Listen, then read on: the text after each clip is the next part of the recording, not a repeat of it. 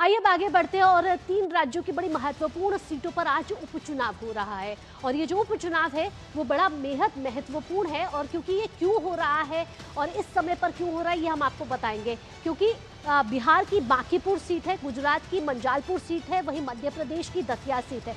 इन तीनों सीटों पर आज उपचुनाव हो रहे हैं और 9 बजे कितना मतदान हुआ है ये भी सामने आ चुका है। 3 राज्य, 3 विधानसभा सीट प्रतिष्ठा दांव पर है।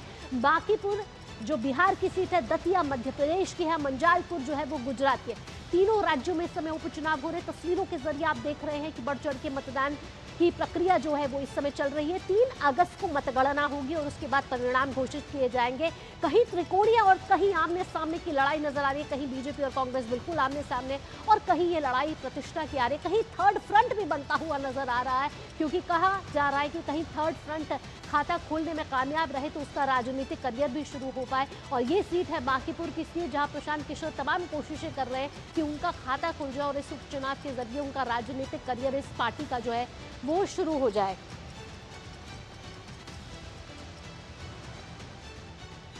तो ये 3 राज्य, 3 विधानसभा सीट जो है जिस पर आज उपचुनाव हो रहा है वो बांकीपुर है, दतिया है और मांझीपुर है। ये सीट्स है बिहार की, गुजरात की और मध्य प्रदेश की। आइए अब ग्राफिक्स के जरिए जानते हैं कि किस किस के बीच क्या क्या मुकाबला यहाँ नजर आ रहा है। ग्राफिक्स के जरिए आपको बताते हैं 11 बजे लाइव हर खबर पर नजर में कि ये 3 सीटों पर आखिरकार कहाँ कैसी लड़ाई नजर आ रही है।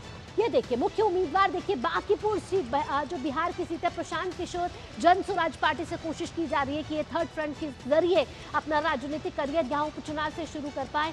इसके साथ रेखा गुप्ता जो है वो आरजेडी से है और साथ ही साथ नीरज कुमार सिन्हा बीजेपी से। यहाँ त्रिकोणीय मुकाबला नजर आ रहा है। बांकीपुर सीट से प्रतिष्ठा कहीं ना कहीं दांव पर है। प्रशांत किशोर चाहते हैं कि वो अपनी इस पार्टी के जरिए इस उपचुनाव में इस बांकीपुर सीट के जरिए अपना खाता खोल पाएं और अपने राजनीतिक करियर की यहां से शुरुआत कर पाएं। इसके साथ साथ अगर बांकीपुर सीट की बात करें तो जियोग्राफिकल लिहाज से भी बांकीपुर सीट बड़ी महत्वपूर्ण सीट मानी जाती है और इसके मुख्य उम्मीदवार बीजेपी है और कांग्रेस आरजेडी है और साथ ही साथ यहाँ प्रशांत किशोर की जनसुराज है पार्टी है। यानी कि ये जो मुकाबला है इस समय त्रिकोणीय नजर आ रहा है और यहाँ इस समय मतदान की प्रक्रिया चल रही है। 3 अगस्त को परिणाम घोषित किए जाएंगे और आज उपचुनाव के जरिए इस सीट पर मतदान जो है वो हो रहा है। साथ ही आपको दतिया सीट के बारे में भी बता देते हैं। मुख्य उम्मीदवार इसमें अगर बात करें तो घनश्याम सिंह कांग्रेस से है, वहीं आशुतोष तिवारी है। यानी कि यहाँ जो दतिया की सीट जो मध्य प्रदेश की सीट है, जिसे देश का दिल मध्य प्रदेश जिसे कहा जाता है, उसकी महत्वपूर्ण सीट दतिया है, जहाँ आशुतोष तिवारी और घनश्याम सिंह की पर के बीच आमने सामने का मुकाबला नजर आ रहा है। फिर आ जाइए मांझलपुर, ये गुजरात की सीट है जहां आज उपचुनाव हो रहा है। यहाँ भीखाबाई रबारी जो कांग्रेस से है उनके बीच और उनके साथ जो मुकाबला है वो बीजेपी का साफ तौर पर नजर आ रहा है और सतीश भाई गोविंद भाई पटेल भाजपा से है। यहाँ इन दोनों के बीच कड़ा मुकाबला नजर आ रहा है। तो आज 3 विधानसभा सीट, 3 राज्य, कड़ा मुकाबला, कहीं त्रिकोणीय तो कहीं आमने सामने है उम्मीदवार और कांटे की टक्कर नजर आ रही है। और कई ऐसे राजनीतिक बयानबाजी भी हुई है जब चुनाव प्रचार हुआ। ऐसे कई मुद्दे हैं जो राष्ट्र के मुद्दे हैं, वो राज्य के मुद्दों पर हावी होते हुए नजर आ रहे हैं। कई ऐसे चुनावी मुद्दे हैं जिसको लेकर आज जनता यहाँ इन उम्मीदवारों की किस्मत को ईवीएम में कैद कर रही है, जिसका जो परिणाम है वो 3 अगस्त को आएगा। और हमारे साथ हमारे संवाददाता ग्राउंड जीरो से जुड़ गए हैं ज्यादा जानकारी के साथ। मधुरेश जुड़ रहे हैं पटना बिहार से, वही श्रेयस जुड़ रहे हैं दतिया से, संजय जुड़ रहे हैं मांझलपुर से। सबसे पहले पटना की बात करेंगे और सबसे पहले बात करते हैं मधुरेश से। मधुरेश, अगर 9 बजे की वोटिंग परसेंटेज को देखें तो अभी तक कितना मतदान वहां हुआ है और अगर कांटे की टक्कर की बात की जाए तो यहाँ त्रिकोणीय मुकाबला नजर आ रहा है। तो सबसे पहले यहाँ गुजरात का रुख करते हैं और यहाँ हमारे आप देख रहे हैं कि हमारे साथ तीनों संवाददाता जुड़े हुए हैं। मधुरेश जुड़े हुए हैं, श्रेयस जुड़े हुए हैं।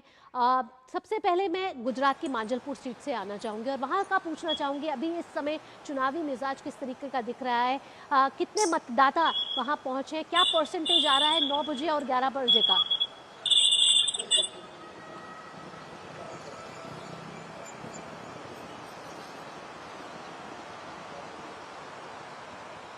चलिए मधुरेश के पास चलते हैं।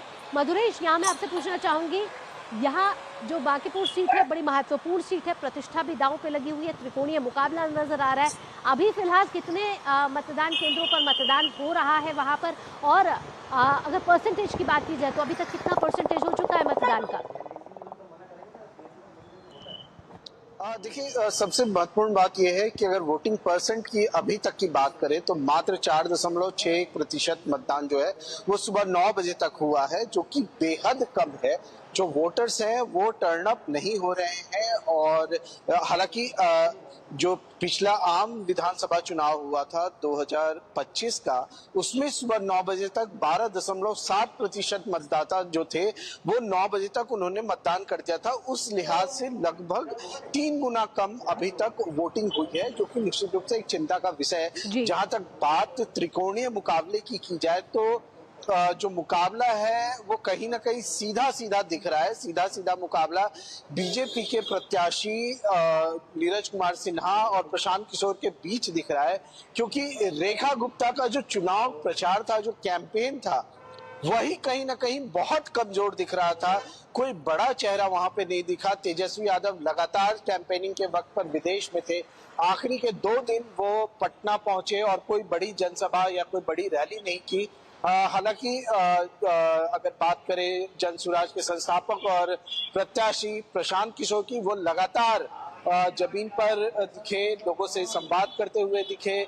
तो कहीं ना कहीं जो मुकाबला है वो त्रिकोणियों के बजाय मुझे सीधा सीधा बीजेपी और जनसुराज के बीच लगता है। दूसरी तरफ अगर बीजेपी की बात की जाए तो बीजेपी ने पूरी ताकत लगाई कि जैसा आप कह भी रही थी कि कहीं ना कहीं ये प्रतिष्ठा का भी विषय है बीजेपी के लिए, क्योंकि ये पारंपरिक रूप से बीजेपी का गढ़ रहा है। नितिन नवीन लंबे वक्त तक यहाँ से विधायक रहे। मधुरेश, आप हमारे साथ जुड़े रहे, लेकिन संजय भी हमारे साथ जुड़ रहे गुजरात से। संजय का रुख करेंगे। संजय, अगर वहां की बात करें, मांजलपुर सीट की बात करें, यहाँ कौन से चुनावी मुद्दे हावी रहे, और अगर यहाँ चुनावी प्रत्याशियों की बात करें तो वो उम्मीदवारों के बीच कितनी कड़ी टक्कर नजर आ रही है?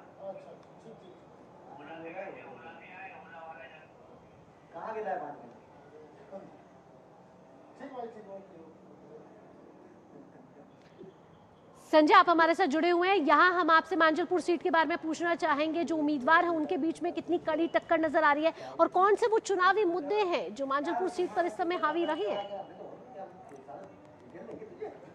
बात करें तो वडोदरा के सीनियर धारासभ्य थे योगेश पटेल, उनकी देहांत की वजह से यहाँ पर बाई इलेक्शन हो रहा है। बात करें तो 2 ही प्रत्याशी है, एक योगेश पटेल की जगह पर सतीश पटेल को टिकट दी थी, और कांग्रेस के पूर्व एमएलए और मंत्री रह चुके भिखाभाई दबा को टिकट दी। दोनों के टक्कर है। बात करते तो यहाँ 2,19,000 वोटर्स है इस क्षेत्र में, और 260 मतदान।